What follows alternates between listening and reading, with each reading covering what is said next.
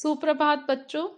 आज हम रीतिकालीन काव्य धारा की रीति सिद्ध काव्य धारा जो है रीतिकालीन काल की, उस रीति सिद्ध काव्य धारा के सुप्रतिष्ठित कवि बिहारी की प्रसिद्धि का आधार बिहारी सतसई में से आपके पाठ्यक्रम में चयनित अंशों का अध्ययन करेंगे।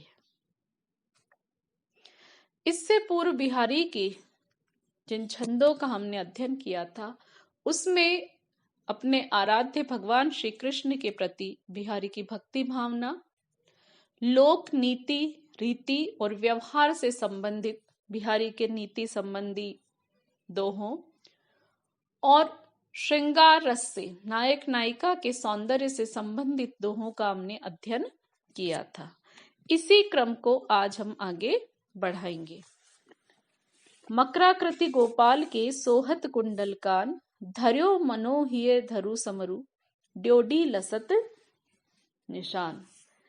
इसमें एक दूती जो है वह भगवान श्री कृष्ण की अनुपम रूप छटा का सौंदर्य का दर्शन करके आई है, तो वह अपनी सखी से भगवान श्री कृष्ण की सौंदर्य का वर्णन करते हुए कहती है कि हे सखी, मकराकृति गोपाल के सोहत कुंडल कान, कि नायक भगवान श्री कृष्ण जो है उन्होंने अपने कानों में मकर की आकृति वाले कुंडल धारण कर रखे हैं जो उनके मुख पर अत्यधिक सुशोभित हो रहे हैं।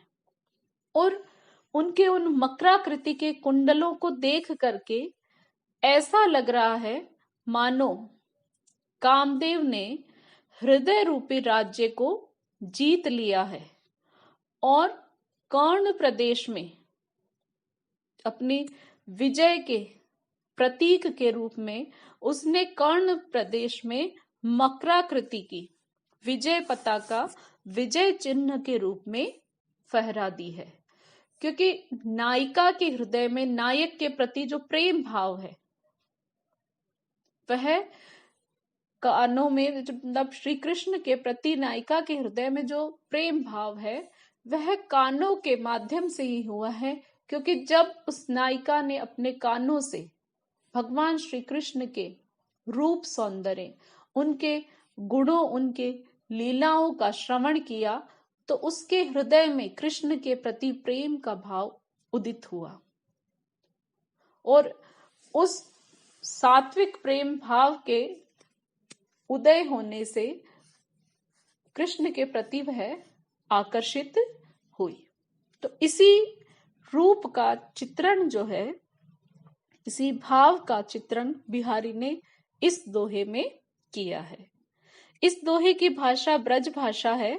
इसमें उत्प्रेक्षा, रूपक आदि अलंकारों का प्रयोग हुआ है। दोहा छंद है और माधुर्य गुण है। श्रृंगार रस का सुंदर निदर्शन हमें इस दोहे में मिलता है। अगला है, या अनुरागी चित्त की गति समुझे नाहि कोई, ज्यों ज्यों बूढ़े श्याम रंग त्यों त्यों उजलू होई। इसमें बिहारी कहते हैं कि जैसे जैसे कोई व्यक्ति भगवान श्री कृष्ण की भक्ति भावना में डूब जाता है तो उसके मन में जो सात्विक भावों का, पवित्र भावों का उदय होता है, उसकी ओर संकेत बिहारी करते हैं।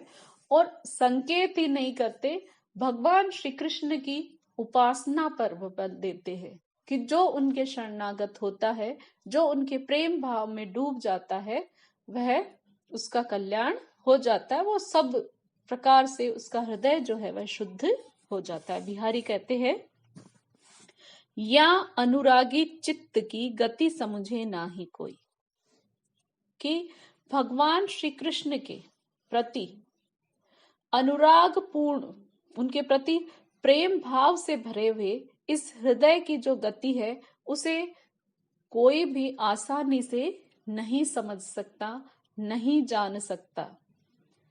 जैसे जैसे ये हमारा कृष्ण प्रेम में डूबा हुआ जो हृदय है, जैसे जैसे ये भगवान श्री कृष्ण के श्याम रंग में डूबता जाता है, भगवान कृष्ण का रंग जो है वह सांवला रंग है, भगवान श्री कृष्ण श्याम वर्ण के हैं। तो देखो जो जो ये हृदय भगवान श्री कृष्ण के श्याम रंग में डूबता जाता है, वैसे वैसे ये हमारा हृदय जो है इसके मनोविकारों का, इसमें निहित अहंकार का, अहम का, अभिमान का जो भाव है, वो सारे भाव जो है तिरोहित होते चले जाते हैं और हमारा हृदय शुद्ध हो जाता है, पवित्र हो जाता है और श्वेताभ हो जाता है।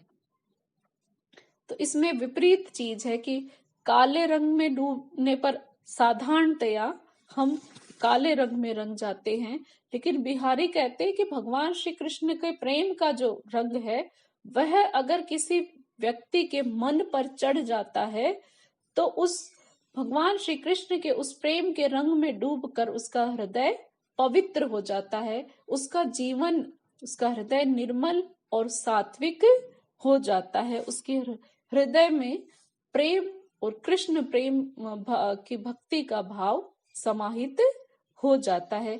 ऐसी अनूठी कृष्ण की भक्ति भावना है, ऐसा अनूठा कृष्ण का प्रेम और कृपा भाव है। दोहा छंद है, ब्रज भाषा है, इसमें पुनरुक्ति प्रकाश जो जो त्यों त्यों पुनरुक्ति प्रकाश है, अनुप्रास अलंकार है और श्लेष अलंकार है। अगला छंद है, लाज गहो बेकाज कद, घेर रहे घर जाही, गोरसु चाहत फिरत हो, गोरसु चाहत नाही। यह दोहा भी बिहारी जी द्वारा रचित बिहारी सत्सई में से उद्धृत है। इसमें कोई ब्रजवनिता, कोई गोपी जो है, नायिका जो है, वह गोरस अर्थात मक्खन बेचने के लिए जा रही है और रास्ते में उसकी नायक से भेंट हो जाती है।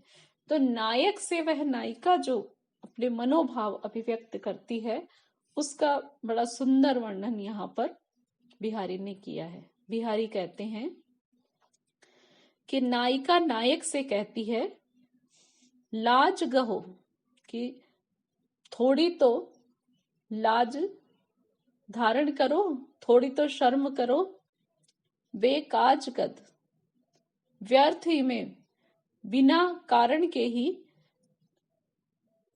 कत घेरी रहे घर जाही, कि तुम थोड़ी तो लज्जा करो अपने इस कृत्य पर, तुम व्यर्थ ही, मार्ग में मैं अपना काम करने जा रही हूँ, अपने रास्ते पर जा रही हूँ और तुमने मुझे रोक लिया है, तुम मुझे इस प्रकार क्यों रोक रहे हो, मुझे मेरे आगे जाने दो, घर जाने दो।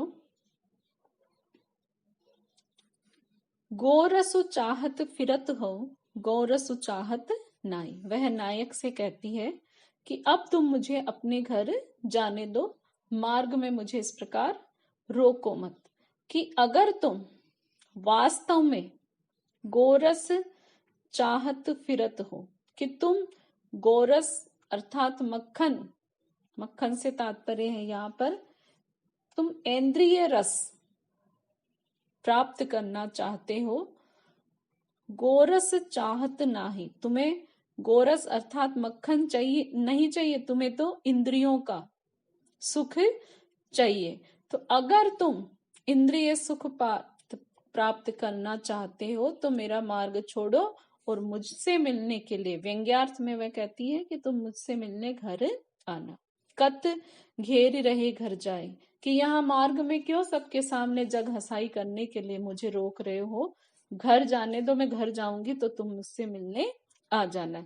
ये व्यंग्यार्थ में बात नायिका के द्वारा यहाँ पर नायक से कही जा रही है। इसमें अनुप्रास अलंकार है, गोरसु गोरसु, गोरसु पहला है इंद्रिय रस और दूसरा गोरसु का अर्थ है गोरस अर्थात मक्खन। तो इसमें यमक अलंकार है, ब्रज भाषा है। अगला जो छंद है वह है जप माला छापे तिलक, सरे न एको कामू, मन कांचे नाचे वृथा, सांचे राचे रामू। इसमें कविवर बिहारी कहते हैं कि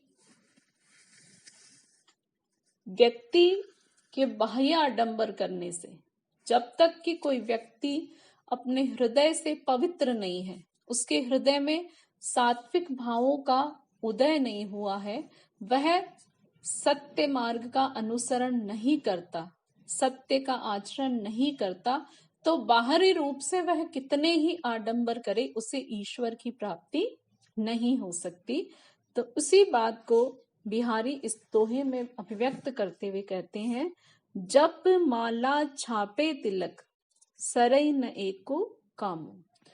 कि भगवान की आराधना से संबंधित मंत्रों का मन से नहीं, सिर्फ जिह्वा से जप करने से, हाथ में माला लेकर के उस माला के फेरने से, मस्तक पर अपने ललाट पर तिलक की छाप लगाने से इस संसार का एक भी कार्य जो है वह सिद्ध नहीं होता, एक भी कार्य पूर्ण नहीं होता, क्योंकि मन में आपने ईश्वर को नहीं बसाया है, सिर्फ बाहरी रूप से आपको ईश्वर की आराधना का प्रदर्शन कर रहे हैं। मन कांचे नाचे वृथा, सांचे राचे रामू। कि जब तक आपका मन अस्थिर है, एक निष्ठ होकर के अनन्य भाव से ईश्वर की आराधना नहीं कर रहा, तब तक इस प्रकार का आचरण करना व्यर्थ है, क्योंकि वस्तुतः ये सब सांसारिक दिखावा है। हृदय में जब तक ईश्वर के प्रति प्रेम भाव नहीं है, तब तक ईश्वर की प्राप्ति नहीं होती। साचे राचे राम। कि जब हमारा हृदय पवित्र हो जाता है, हमारा आचरण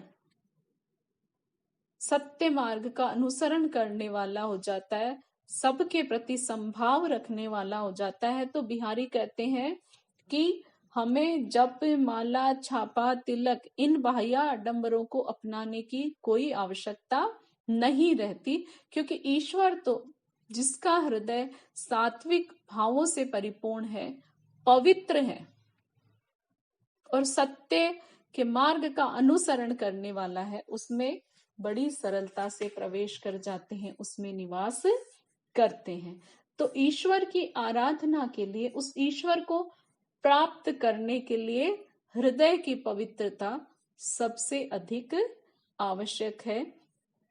उसमें आडंबर नहीं चाहिए, आचरण की पवित्रता होनी चाहिए। इसमें दोहा छंद है और बाह्य आडंबरों का विरोध करते हुए बिहारी ने हृदय की पावनता पर, पवित्रता पर बल दिया है। ब्रज भाषा है, अनुप्रास और काव्यलिंग अलंकार है। जब हम भक्तिकालीन संतों के साहित्य का अध्ययन करते हैं, तो कबीर आदि संतों ने भी बाहरी आडंबरों का विरोध करते हुए हृदय की पवित्रता को अपनाने पर बल दिया था। वही भाव हमें बिहारी के इस दोहे में